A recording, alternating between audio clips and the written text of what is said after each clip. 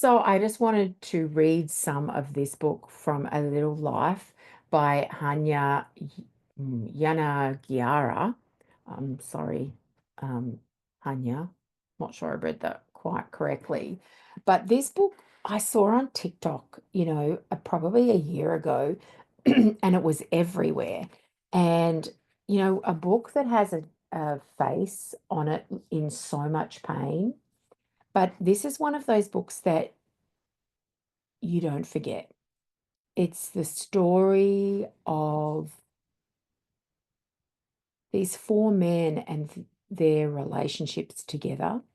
It's really powerful. It's gut-wrenching. It makes you want to cry. It makes you want to laugh. I don't know if I've cried so much. So I was like, what on earth section? And it's also a massive book with quite little writing. Um, I think it's something like 700 or 800 pages. Yes, 719 pages. And it really hits you at a soul level. Uh, anyway, so I thought that I would introduce you to the main character of Jude and the writing style in this section. So, this chapter is called The Postman. So sit back and enjoy. Saturdays were for work, but Sundays were for walking. The walks had begun out of necessity 5 years ago, when he'd moved to the city and knew little about it.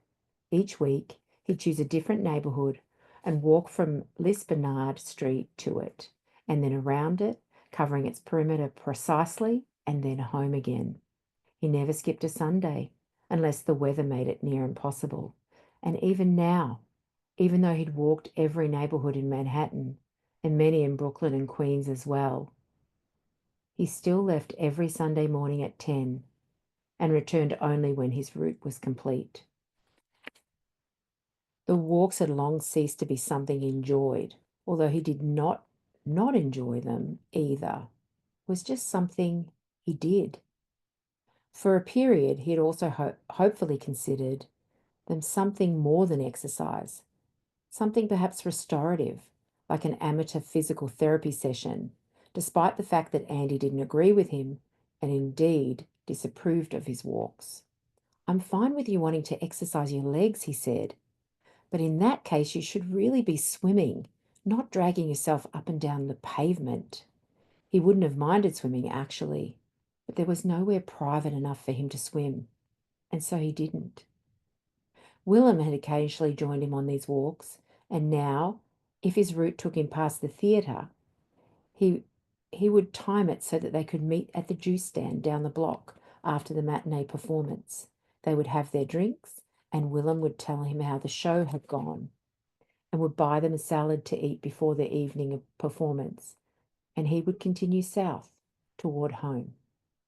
They still lived at Lisbonard Street, although both of them could have moved into their own apartments. He, certainly. Willem, probably. But neither of them had ever mentioned leaving it to the other, and so neither of them had.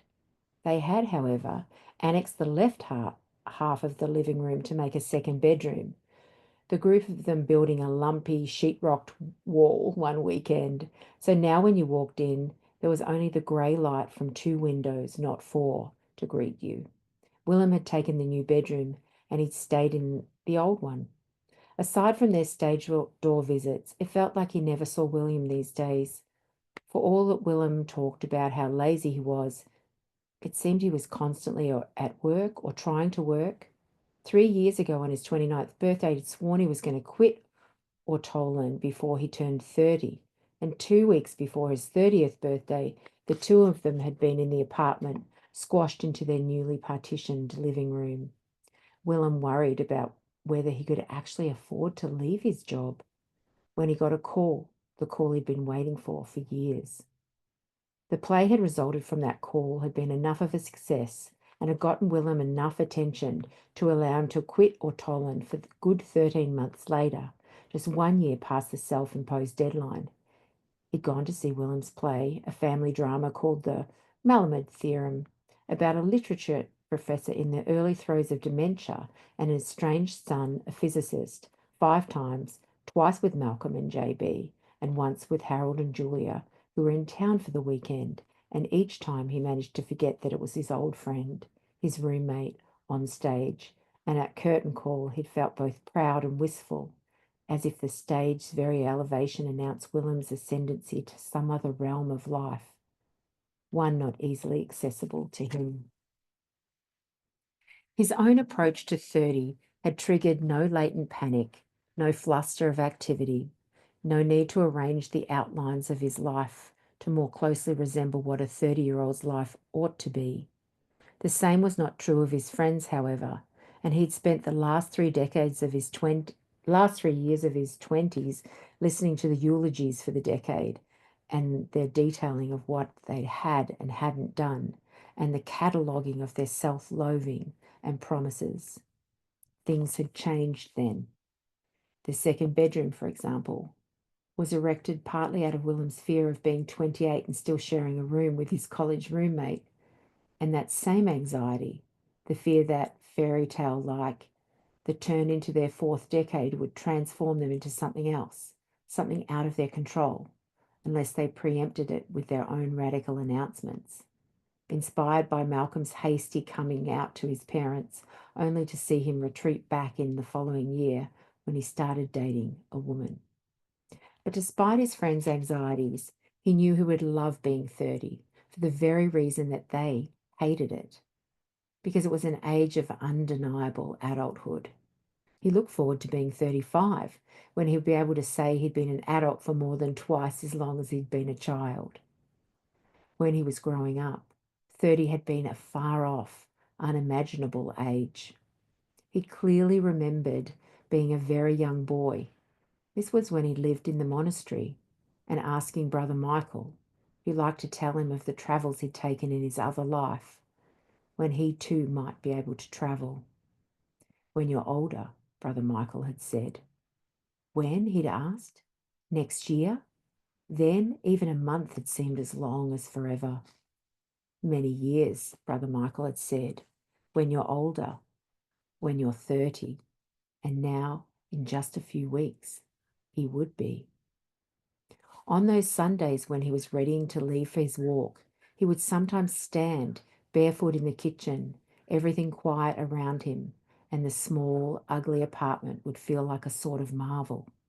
Here, time was his, and space was his, and every door could be shut, every window locked.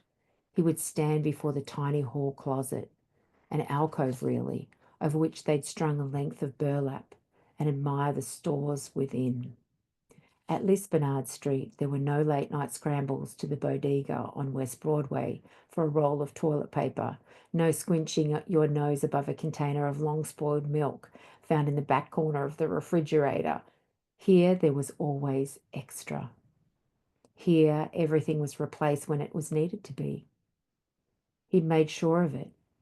In their first year at Lisbonard Street, he'd been self-conscious about his habits, which he knew belonged to someone much older, and probably female, and had hidden his supplies of paper towels under his bed, had stuffed the flyers for coupons into his briefcase to look at later, when Willem wasn't home, as if they were a particularly exotic form of pornography. But one day, Willem had discovered his stash while looking for a stray sock he'd kicked under the bed. He'd been embarrassed. Why? Why? Willem had asked him. I think it's great. Thank God you're looking out for this kind of stuff. But it had made him feel vulnerable. Yet another piece of evidence added to the overstuffed file, testifying to his pinched prissiness, his fundamental and irreparable inability to be the sort of person he tried to make people believe he was. And yet, as with so much else, he couldn't help himself. To whom he'd explained that he'd found as much contentment and safety in unloved Lisbonard Street, in his bomb shelter stockpilings, as in the facts of the degrees and his job.